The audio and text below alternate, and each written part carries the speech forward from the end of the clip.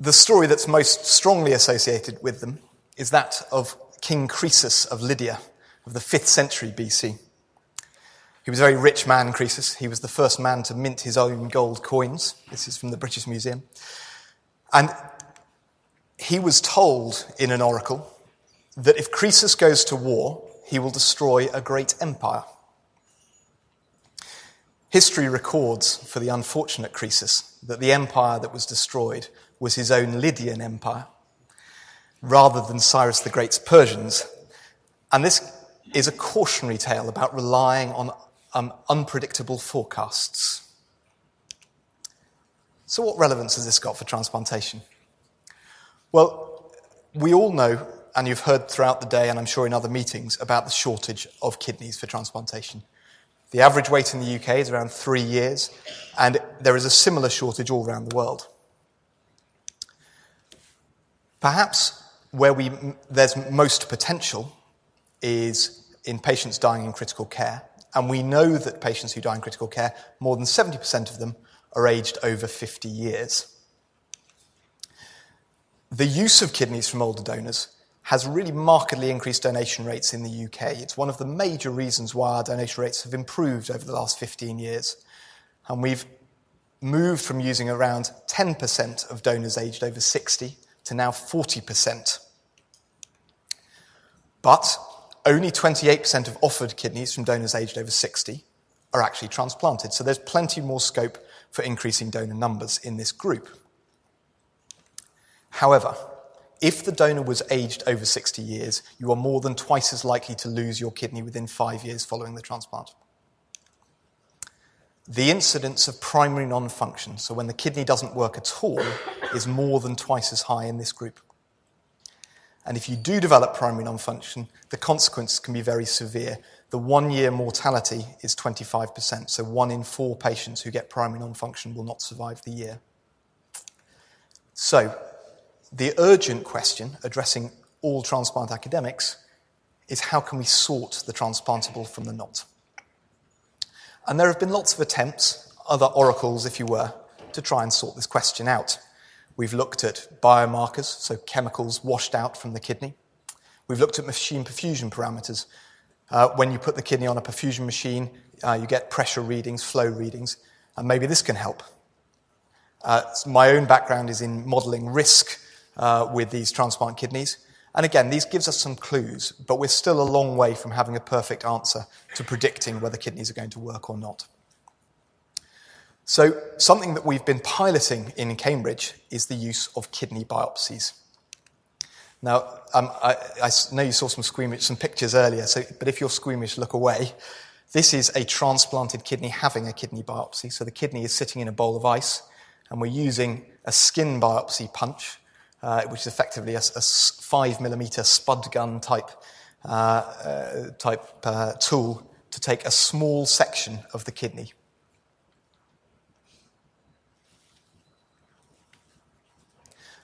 That is then sent off to be processed.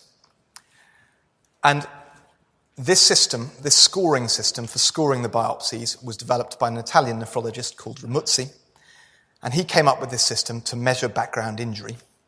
He considered there were 4 factors important. There'll be a test on this later. So, the first is glomerular sclerosis, so scarring of the glomerulus of the kidney, tubular atrophy, interstitial fibrosis, background scarring of the kidney, and finally, how healthy the arteries look. And all of these 4 points are scored between 0 and 3, and you simply add up the scores. So the score can be between 0 and 12. This is what a kidney biopsy looks like under a microscope after it's been sliced and stained. And this is just an example of how the arteries are scored. It's a very straightforward scoring system, this. And essentially what we're doing is measuring the size of the hole in the middle of the artery and comparing it to the thickness of the wall of the artery. If the artery wall is thicker than the hole, then you get 3 points. Whereas if, like this kidney, the wall is substantially thinner, this looks like a healthier artery, this would get a score of 0. What do we know about these biopsy scores? Well, in Cambridge, we have always biopsied all of our kidneys at the time of implantation. Now, we never got the results in time to see whether it was appropriate to transplant it, but we had a large stock of biopsies that we could look at and see what happened in future. And so we went back to look at these data, and these data are from Cambridge. The top 4 lines are kidneys scoring 0 to 4. And you can see they're all much for muchness. But the lower line is anything scoring 5 and above.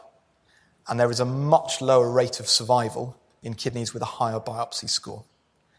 And the most important thing about this is that there is a good independent correlation between score and outcome, even after we've taken out donor age as a factor, because donor age is the strongest predictor, but this still predicts whether or not a kidney is likely to work. So we hope that this system will help us assess kidneys better. With that, we hope we will be able to increase the quality of the kidneys that we're transplanting and increase the number of kidneys transplanted as clinicians become more confident in using kidneys from these higher risk groups. On the other hand, there may be some downsides. We know that from the pilot centre in Cambridge, these kidneys are transplanted 2 hours later than the ones without a biopsy, and we know that storing kidneys on ice for longer has a detrimental effect. All this may simply do is increase the number of kidneys we turn down, which may well not help. And of course, this will be an expensive national service, so we have to make sure it's cost effective. At the moment in Cambridge, the pilot centre, this is what we do. Scoring between 1 and 4, these are transplanted as single kidneys. If it scores 5 or 6, we put 2 kidneys into the same recipient. So these are lower quality kidneys, but you get 2 of them. And the results of this have been very promising. I know that Afshin talked about this earlier today. There's something they've been taking on in Manchester, and all the centres who've been doing it have been very happy with the results. And if the score is 7 or above, the kidneys are discarded. So how might it work? Well, at the time of organ recovery, if the donor is aged over 60 years, the recovery team will take the biopsy. It's then transported back to one of our biopsy processing centres, and there are 6 scattered around the UK. At the biopsy processing centre, one of our biomedical scientists slices up the kidney and stains it before scanning it using a high-resolution scanner and sending it to one of our on-call renal pathologists at home in their pyjamas. Our pathologists have insisted that I just emphasise this isn't actually a photograph of one of them. This was posed by a model, but I think we all like to think of them like this. So, the Pithia trial. The pre-implantation trial of histopathology in renal transplant allografts. Just about works. And the aim of this study is to see whether having access to a biopsy result will increase the number and quality of kidneys for transplantation. Now, the trial is a slightly unusual trial design, which hasn't been used very much in the UK, called a stepped wedge cluster design, or anywhere in the world. What this means is that at the start of the trial, all the centres, which are represented by these little squares, are randomly allocated into one of 5 groups. And all the adult kidney transplant centres in the UK, apart from the pilot centre, which is Cambridge, are included in the study, so 22 centres. And they're randomly distributed amongst these groups. At the start of the trial, we start collecting data, and no centres have access to the biopsy service. At 4 months, 4 or 5 centres get access to the biopsy service. 4 months later, another 4 centres join them, and so on and so forth, until the end of the trial, where all of the centres have access to the biopsy service. We will be collecting data using the National Transplant Registry. So this means there are no extra tests for patients involved in this. This is all routinely collected data. The trial ends 2 years after the first part of data collection, and 3 years, so a whole year later, we collect the final follow-up data. And essentially, we compare what happens in terms of number and quality in the centres, both before and after access to the service. So how's the trial going? Well, we've received funding, primarily from the NIHR, the National Institute for Health Research, as part of their Research for Patient Benefit stream, which is £350,000, which isn't a huge amount for a clinical trial, believe it or not. The Addenbrooke's Charitable Trust have provided an additional £60,000 to help support the trial. Sysmex, the slide scanner manufacturers, are providing the scanners at very low cost and with all the technical support.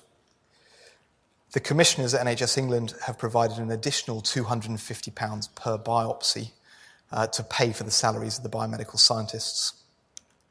And we've had some further charity support to help with teething trouble.